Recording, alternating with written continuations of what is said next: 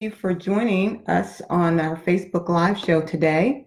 Um, Today's conversation is about HBCUs, and I know there are a lot of students and families considering an HBCU versus a predominantly white college or university. And so I wanted to go ahead to have a conversation about it. So thanks for joining me. My name is Cynthia DeVese. I'm an author, educator, and student success coach. So usually I wear my student success t-shirt, but today I wanted to give a nod to HBCU. And so I chose North Carolina A&T because I'm a proud parent of a graduate from North Carolina A&T. And so we give a shout out to all the students who are attending HBCUs. And so I want to introduce my guest. And today's guest is Miss Tari Stevenson. And Tari is a dear friend of mine. We've been friends for some time now. So yeah, we've been friends for a while now. So, like years. So years. So Miss Tari Stevenson is the Dean of Students at Central State University. And she was previously, before that, the Director of Multicultural Affairs for Ohio Wesleyan University. And so we're going to be talking about her work at Central State. And if you have any questions, just hit us up and we'll be glad to respond to them. And so right now, I'd like to introduce my special guest. So welcome, Tari. Thank you. I'm so excited. We've been doing this test on trying to get our Facebook Live split screen working. And so it's... I too have won my Central State. Woohoo! T-shirt as well. Go CSU. Right, that's right. Rep your college, rep your university. Right. So I would like to first, you can hear me fine, is that correct? Yes. Okay, great. So we're going to just jump off and start the conversation, just getting to know Ms. Stevenson a little bit. So if you can tell me a little bit about yourself, that would be great. So my name is Tari Stevenson, and I proudly serve as the Dean of Students at Central State University. I am just finishing up my first year as Dean of Students, and I must say that this is the most rewarding experience I've had in my 21 plus years in higher education. So excited to be a marauder. Okay. Excited to be here at Central State University. In my previous experience, I've worked in housing, diversity and inclusion, judicial affairs. I've worked in student engagement, student leadership and involvement. And I even served as a manager for a bank. So in my former life, I was also in corporate America for a while before making the transition into higher education. I am a native of Columbus, Ohio, proud Columbus, Ohio, child, graduate of the Wellington School in Columbus, Ohio, and did my undergraduate work at Ohio Wesleyan. Did my master's degree work at Wright State University, and I'm completing my EDD coursework at Benedictine University out of Chicago. That's right. You better get that doctorate, girl. And I'm a proud fur mommy. That's a proud fur mommy. Proud fur mommy. That's funny. Love my cat and dog. And again, just really excited to be here on the conversation with you, Cynthia. So proud of you and all your accomplishments and all that you're doing and helping to shape the young minds and helping them to realize that they can achieve their dreams and to stop listening to the naysayers. How about that? You got that right. For all that you do. Thank you. You know that's right. Stop listening to the naysayers and get in there and do it. And we want to make sure that we definitely want to make sure that all of our students succeed, but we do have a deep desire and concern and want to definitely motivate and encourage all of our Black students, our Latino students, our American Indian students. So any of those students who are usually underrepresented, those are the students that we want to make sure that we impress upon the importance of education. So higher education, regardless if you are going to a 4-year institution, a 2-year, if you're going to a career center, all of those things that will help you develop a skill and knowledge past 12th grade, we think is very important. So, so that's what our conversation is about today. The world needs is looking for an educated workforce. I mean, we often talk about what an educated workforce looks like, and sometimes it's not always something that's coming out of a classroom or a diploma. Sometimes the education is coming out of our vocational schools, but we are looking for an educated and well-rounded workforce. Yeah, and that's globally. I would agree. But globally. I would agree, because now there's a lot of things online where people can be self-taught, like graphic designers, people in the tech space with website designs. All those are wonderful careers, but it does take some knowledge and a little bit of education, even if it is self-directed. So we're going to go ahead and get started with the conversation in regards to HBCUs. Go ahead. You had something? No, I was just going to say, I tell students that even if you are going into a vocational career, that you still need to make sure that you are abreast of all current events. And so you need to read. I make it my business to read something new every day, 10 minutes in the morning and 10 minutes in the evening, because you cannot, even though you may not want to attend school or college may not be for you, and that's okay, but you still need to be abreast of one globally, and whether that's economically or politically or socially or culturally, you still should expand your knowledge and not stop learning, even though you're not college setting or in a classroom setting. Awesome. Very, very good advice. Very good advice. Okay.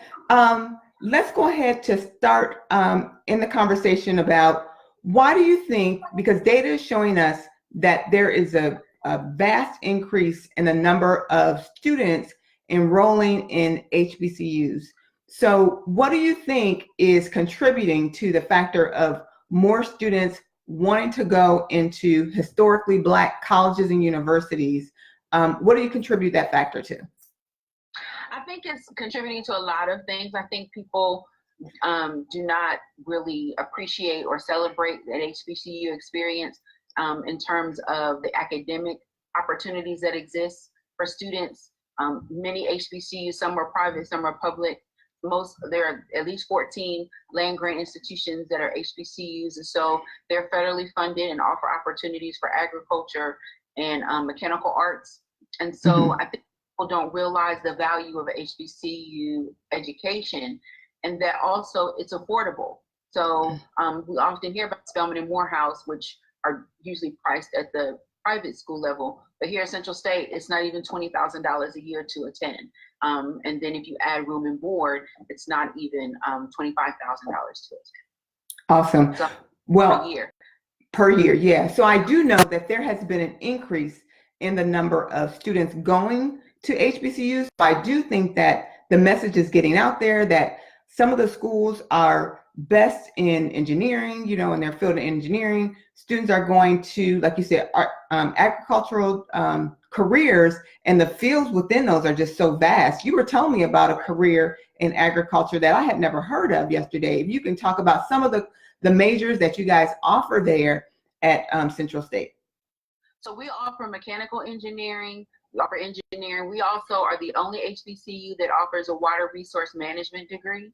So an opportunity to work in water resource management, but we also offer majors within the field of humanities. Okay. And so outside of the field of science. So it does have a liberal arts component, even though we are a land grant institution. And of course, agriculture is part of that. And so, but I think the other thing that people miss about HBCUs, and I think people today, particularly young people today, are looking for is an HBCU experience or a Black experience. So I often hear it's for the culture, it's for the culture. But yeah, it is the culture, you know, different type of feel on campus when you can look at your neighbor and they look like you. You're not searching like you would at a PWI for someone who looks like you. You actually are engrossed and engaged in a community that is celebratory of Black culture. Awesome. And you may hear us saying an HBCU or a PWI, and what those initials stand for is HBCU is historically Black college and university, and then the PWI is a predominantly white institution. PWI is predominantly white institution. Yeah, predominantly white institution. So I want to give a couple shout outs. We have a couple people joining us. So, hey, Barbara. Hey, Felicia. Hey, mom and dad, because I know they're watching. And so we just want to say thank you all for joining the conversation. If you have any questions, just by all means, just type them in and we will definitely answer them for you. The other thing that I wanted to definitely mention about some of your majors is you guys do have the major of education to become a teacher. Yes. And so I know that in our school district, we're looking for teachers, and that's one of the places that we have put on our slate to come and do some recruiting is for educators. Yes, and we do have a large education major, and we do offer social work. So again, outside of the STEMs, we do offer opportunities for students to major and explore their academic and goals. But we also encourage the liberal arts as well. Okay, awesome. So, hey, Angela, thanks for joining the conversation. Wanted to also ask you about, since we're talking about majors, and usually you decide on a major because you want to go and get a job and have a career. So most colleges, our larger colleges, all colleges have career services.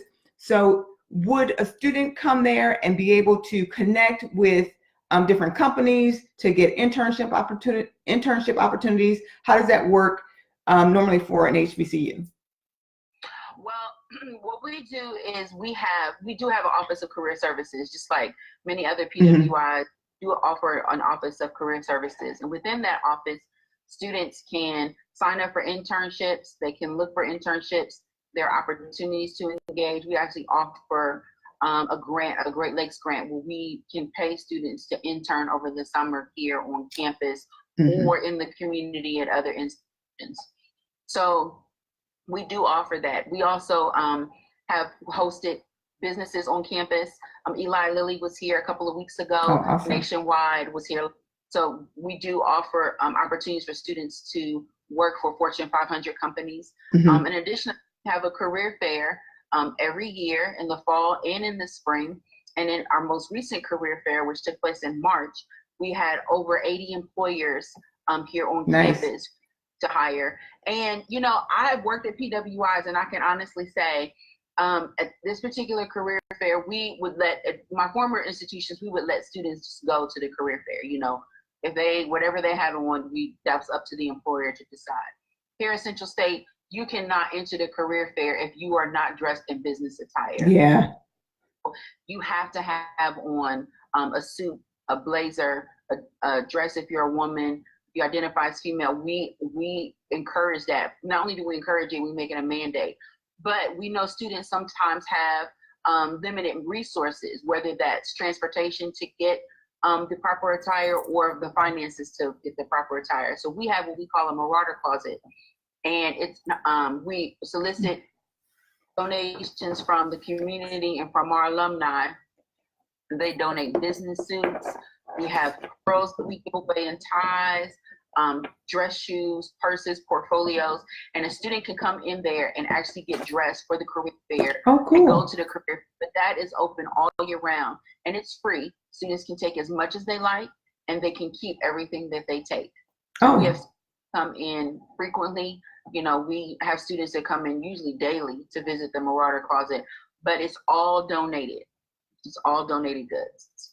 That is awesome. That is awesome. And I just recall my daughter saying that they really make sure that the students have a resume and that they do dress for success when they come into the career fair. And those career fairs, those employers know that when they're coming to an HBCU, they're coming to look for our students of color and the best of the best, because they want to give them opportunities to work for them and to hone their skills. So I'm really excited that you guys make sure that they have the necessary clothing items to make sure that they're interviewing and looking their best. I'm sure that makes them feel really good.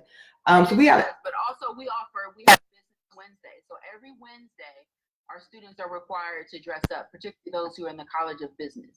Okay. So Wednesday, it doesn't matter if there's something going on or not.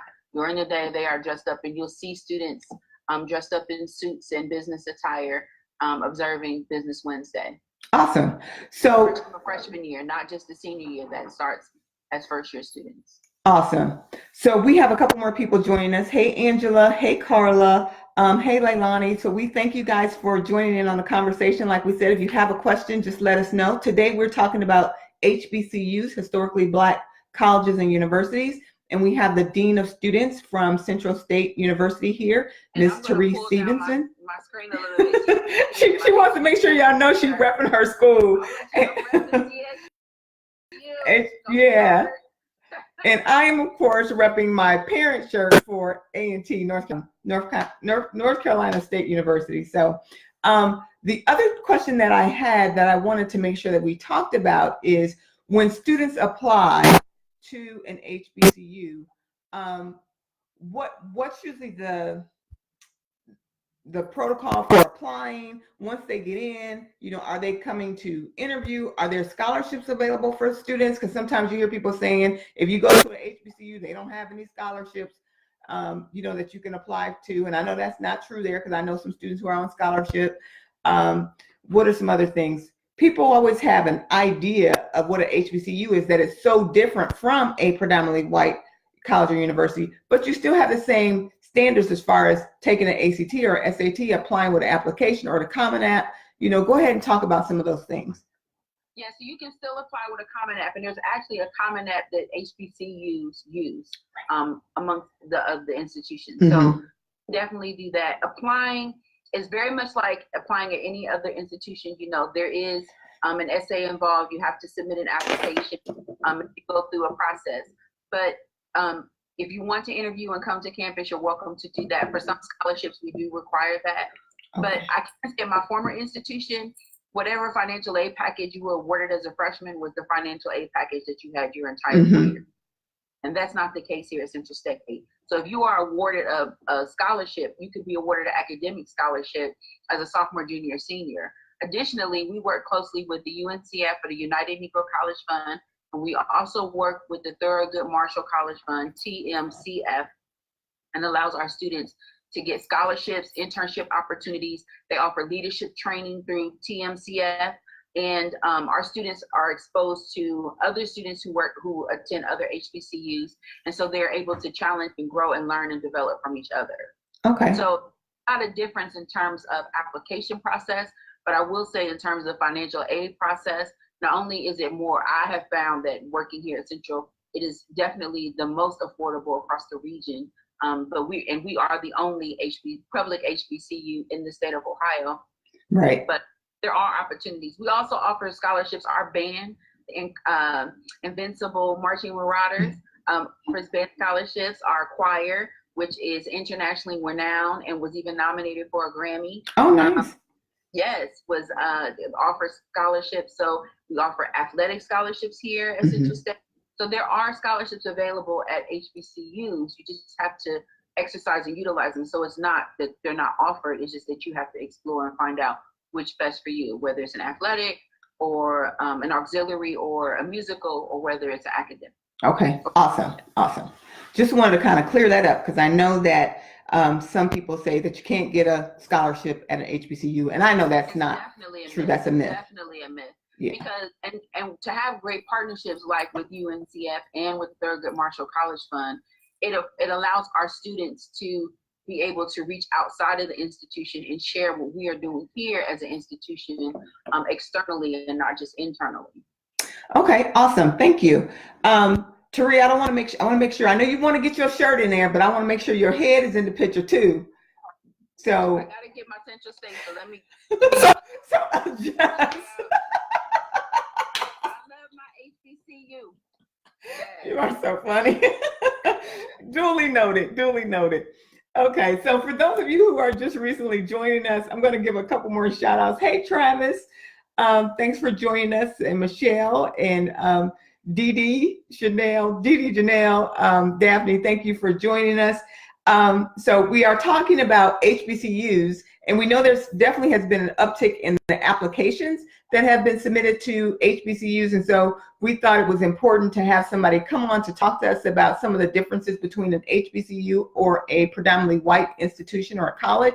And so we have Ms. Therese Stevenson here. She is the Dean of Students at Central State University. And so we're just having a conversation about some of the things that she noticed that are differences, some of the benefits, some of the challenges maybe students may have, but we're also taking any questions. So if you have a question, by all means, just send it in by typing it in, and we will definitely answer them for you. I do have another myth I want to debunk, Mm-hmm. and that is that the academic profile for HBCUs is lower than at most PWIs. That is not the case at all. Our students are challenged academically in the classroom, and they are challenged to apply what they're learning in the classroom to practical experience outside the classroom. So there is no, I just want to debunk that myth that academic HBCUs are somehow inferior to a PWI. It is truly a myth. Thank you for saying that, because I think that people have had the idea that it has been a party school, maybe like 30, 40 years ago, people have definitely known them as party schools. And now a lot of that has changed now, and people are really focused in on the academics. They're offering scholarships. Businesses are coming to recruit those students because they know that they have pride in their school, pride in the work that they do. And so when HBCUs are turning out a product of a college degree graduate, then that person is someone that people really want to hire. And we see people going on to do wonderful things within the world and starting businesses and joining companies, and they're doing awesome things.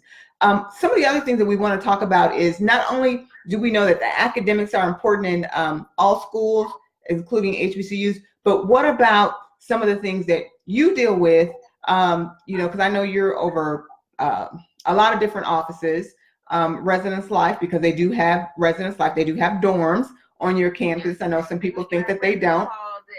At Central State, and the majority of HBCUs do too. Yeah.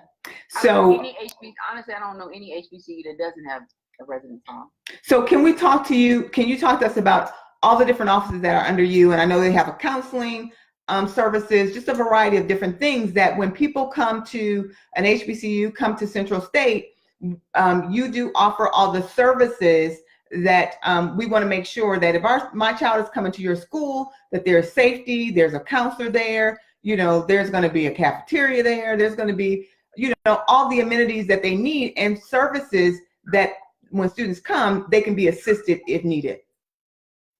Absolutely. So that's another myth I want to debunk, that resources are scarce at HBCUs and there are more resources available at PWIs. That's not true.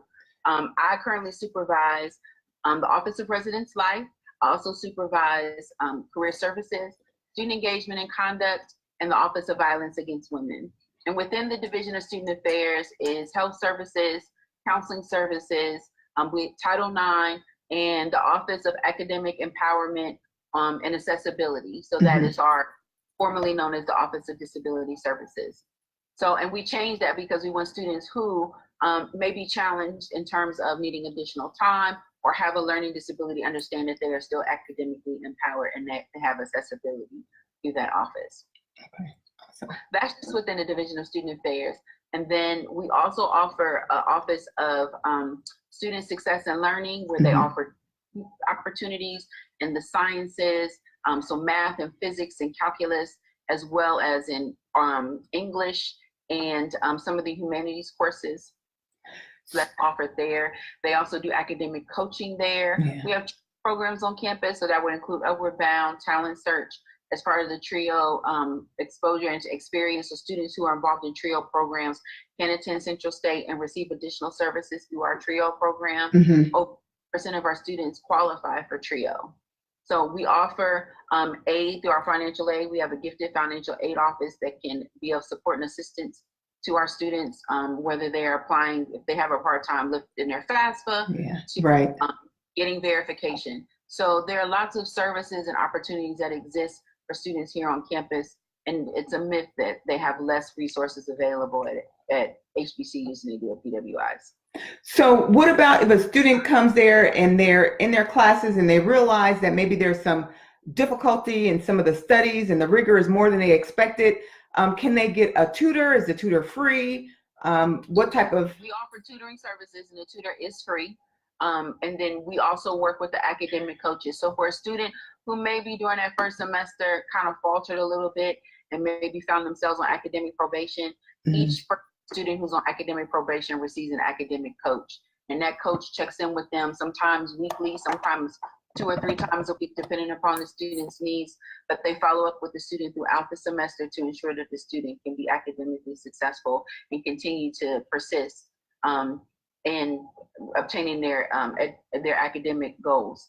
So that we work closely with the Office of Retention and the Student Success Services Office. As a matter of fact, I just had a 2-hour meeting this afternoon with Dean, who is over the University Student Success Center. And we talked about some of the things that we're planning on doing next year. So our offices are even collaborating in a retreat this summer to talk about how we can intentionally go into the residence hall and develop some co-curricular activities to support them in their pursuit and their goals of supporting students academically. Awesome, thank you. So just a couple more shout outs. I want to say hey to Carla and Leilani and Raquel. Thank you for joining us today. We really appreciate it. Our 30 minutes are up. Actually, it goes by really fast. It goes by really fast. But I want to be able to give you the last word. And I do want to just let everybody know that I am offering a boot camp. Well, I'm offering a boot camp, but before that, I'm offering a webinar. So I'm offering a webinar, a free live webinar on May 30th. You just have to go to my website and sign up for the free webinar called College Knowledge.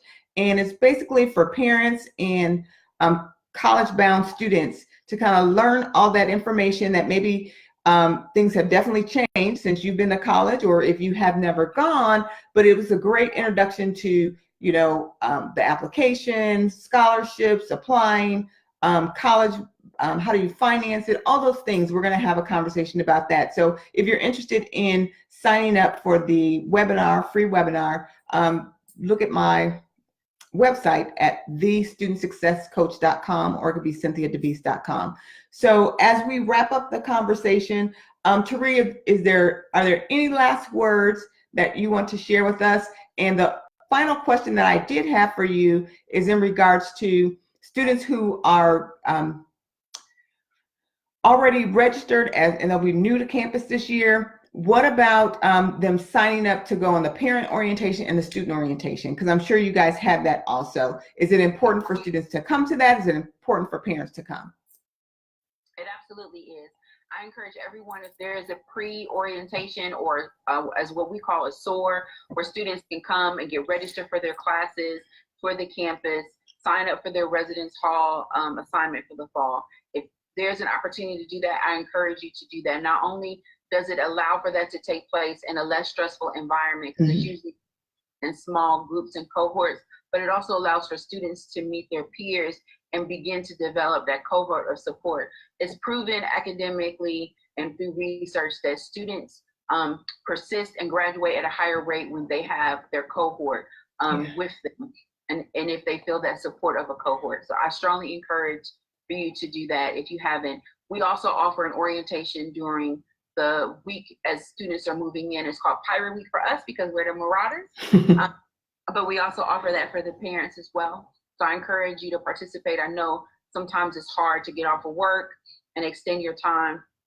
but if you can, I strongly encourage you to do that because it is essential. You will receive a lot of vital information about some of the different offices on campus, what those offices do, how to contact those people in the particular offices, and that will be essential to you as your student persists. So I can't stress that enough, that you definitely want to participate, not only any kind of pre-orientation program, but orientation as well. Yeah, and we know that because we used to run those programs. So that's why I'm like, what about that? And I think a lot of times people just say, oh, I kind of know, I know. Before, you could have had 100, you could have sent 100 students to college, but you still need to go to the orientation program because there is new information. Right. Things evolve and change within the field at all times. We have new Title IX directives, and we have, understanding what FERPA, which is the Family Educational Privacy Act, and understanding what FERPA means to a family and the information you'll receive from the institution if you are not or do not have a FERPA waiver on file. So it's just information to know. Yeah, and plus for me, I always wanted to lay my eyes on the people who I was going to leave my children with, to make sure I at least had one or two people who I got in their face and introduced myself to as a parent, hopefully to another parent or someone who was going to be responsible, and building a relationship with them really meant a lot to me. So Tari, I'm giving you the last word. Anything else that you want to share to families who are watching now, students and parents? I want to say definitely explore an HBCU. It is a beautiful and wonderful experience. I have been higher ed for going on 21 years now, and I must say that this is my most rewarding experience working at an HBCU. It has definitely changed my perspective on higher ed, and I'm kind of jealous I didn't attend an HBCU as a student, but they made me a fellow Marauder, so I'm okay with that too. Yay. We say you want to explore what an HBCU offers, not only particularly for Central State, we're the cheapest in the region in terms of tuition costs, and we have so much to offer, but I think people disregard HBCUs because they feel like we have limited resources, we may have to be limited in our majors, we might be limited in the faculty, and that is not true. We have faculty who are very caring and giving. They show up to events, they're in class, they're working with students in their office hours, they're working with students outside of class. So HBCU experiences offers so much more, I would feel, in terms of a PWI experience, in that if you are looking for an opportunity to turn around and look at people who look like you, have a shared experience in terms of ethnicity and race and national origin, an HBCU experience is definitely what you're looking for. Awesome. Tari, what is the main email for Central State? Is it centralstate.edu or? Well, actually, that's one of the things that we're developing. So oh, okay. Division, my supervisor, Dr. B. Sharance Russell, he's the vice president for student affairs and enrollment management, decided we had a Future Marauder Day. He said parents had questions and they didn't know where to send the email to. So he is developing a central email account so that parents and families and students can email this one location and receive an answer back within 48 hours. That's our new charge within the Division of Student Affairs. So it's just another example of how taking feedback from families and viewing the challenges are and making it, instituting and implementing new policy and procedures to alleviate those challenges. But if you have any questions or concerns, you're always welcome to email me. My email address is T as in Tom, Stevenson with a V, at centralstate.edu.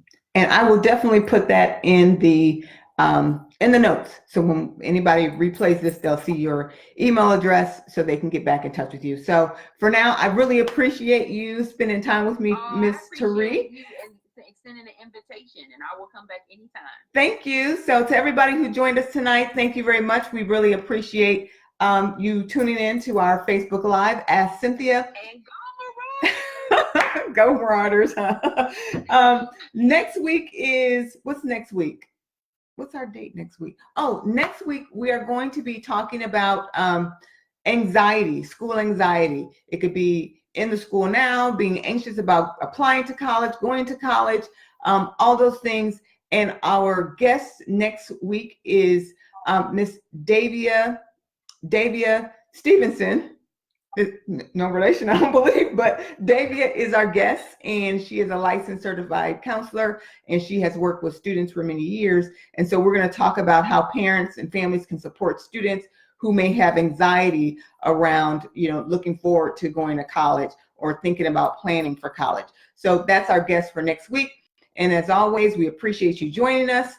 Thank you for all the little hearts and flutters of love. We really appreciate that. And by all means, check out my website, CynthiaDeVese.com or theStudentSuccessCoach.com, and sign up for the free webinar, College Knowledge, which is going to happen on May 30th. So take care, and until next time, thank you. Bye. Thank you. Bye. Bye.